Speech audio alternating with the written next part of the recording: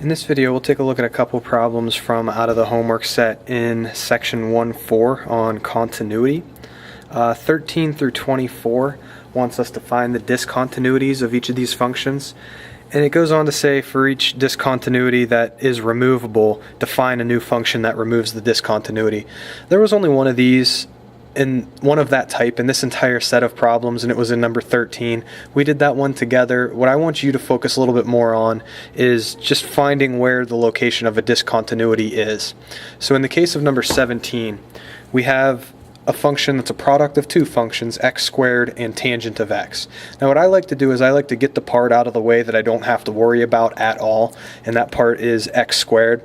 X squared always is defined. I can put anything in place of x, square it, and get something back in return. Now we'd have to worry a little more if this was like 1 over x squared, but since it's just a plain old x squared, no issue at all. We'll just go ahead and say that's good to go. We have to worry about tangent.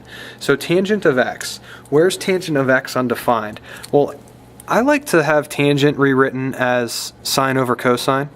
And if you rewrite tangent of x as sine of x over cosine of x, it should hopefully be obvious to you that tangent is going to be undefined anytime when this denominator is equal to 0.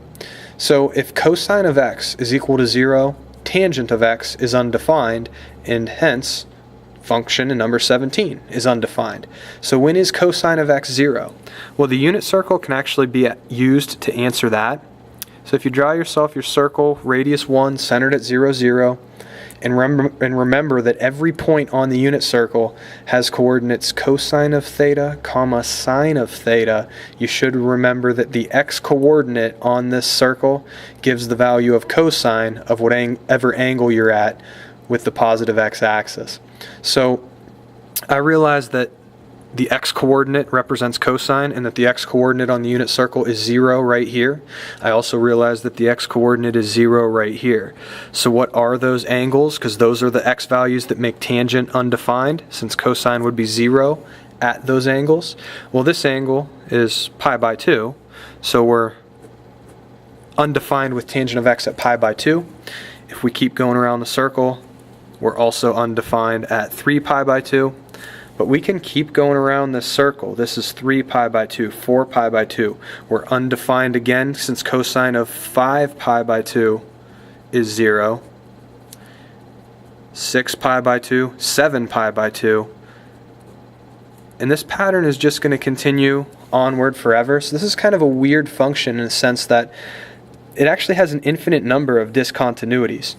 I can go the opposite direction around this circle to negative pi by 2, negative 3 pi by 2. So I'm just going to indicate that the pattern continues in the opposite direction too. That problem's probably one of the toughest ones in the set from 13 through 24.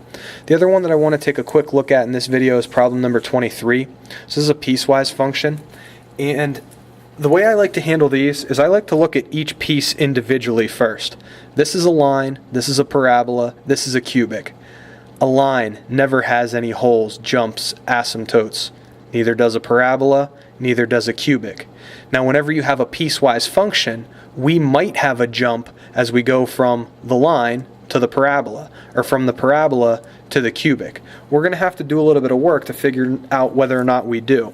So what I'm going to start with is I'm going to start with the line, 3x minus 1, and I'm going to look at this to determine that at negative 1, I have a closed circle. Now negative 1 is the x value. What's the corresponding y value? Well, you can determine what the y value of that closed circle is by just doing a quick evaluation. You know you have an x value of negative 1 at the closed circle at the end of the line. What's the corresponding y value? Well, take the x value, put it there. 3 times negative 1 is negative 3 minus 1 takes us to negative 4. So the closed circle where the line ends is at negative 1, negative 4. Where does the parabola pick up? If the parabola picks up here, if there's an open circle at negative 1, comma negative 4, the limit as we approach negative 1 from either side will exist, will approach the same value, will be continuous there. We won't have a jump in the graph there. So now I'm going to focus on the open circle that also has an x-coordinate of negative 1. Now I know that this open circle is going to be at the left edge of the piece of parabola we're going to sketch. I can figure out what the missing y coordinate is the same way we figured out the missing y coordinate back here. I can take negative 1, I can put it here, I can put it here, and see what happens. If you square negative 1, you get positive 1. 5 times negative 1 would be negative 5. 1 plus negative 5 takes me to a y value of negative 4. We are not discontinuous at negative 1 because the closed circle and the open circle fit right inside of each other. We don't have a jump in the graph at that x value.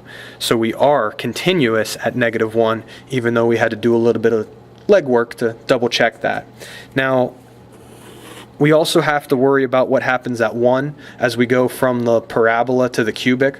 So I'm going to start by finding, we've been dealing with the parabola, so I'll keep dealing with the parabola. The parabola on the right edge of the portion of it we graph is going to have another open circle there, and that's just told to us by the fact that we're not allowed to be equal to x on this part of the function's definition.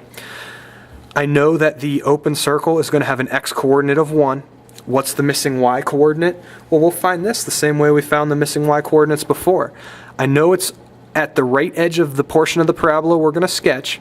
I know the x coordinate of it's 1. If I put 1 in place of this x and in place of this x, I get 1 plus 5. I get a y coordinate of 6 for that open circle. Now, where's the closed circle that has an x coordinate of 1? Well, it's at the left edge of the piece of this cubic graph that we're going to draw. I already know that the closed circle is going to have an x coordinate of 1. What's the y coordinate? Well, the y coordinate, since it's on this cubic graph, I can find it by taking the x value where it occurs, putting it in place of x, cubing that, staying at 1, right? 1 cubed is still 1, times the 3 leaves us at 3. So we're going to have an open circle where the parabola ends at 1, 6. We're going to have a closed circle where we start drawing the cubic at 1, 3. We're going to have to jump from this point down to this point in the coordinate plane. We definitely have a jump in the graph there. The limit as we approach 1 from either side is not going to exist.